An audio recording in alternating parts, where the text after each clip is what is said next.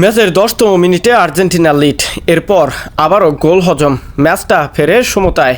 ৯০ মিনিটে আর কোনো গোল হয়নি, ম্যাচ গড়ায় অতিরিক্ত সময়ে। ম্যাচের প্রথমার্ধ শেষ হওয়ার পর যেন খেলা কোনো প্রকার গোল হচ্ছিল না, হতাশ হচ্ছিল দর্শকরা।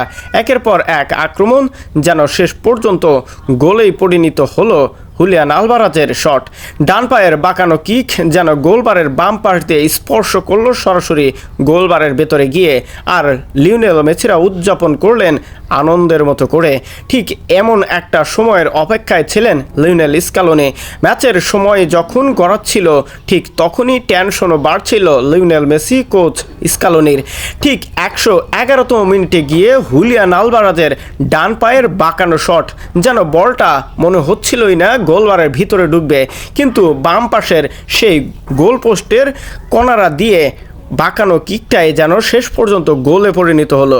লিওনেল মেসিরা গোল পেয়ে গেল এবং ম্যাচের ফলাফল অনুযায়ী ১১১ মিনিটে গোল পেয়ে ২-১ গোলে এগিয়ে থেকেই জয়টা নিশ্চিত করলো লিওনেল মেসিরা।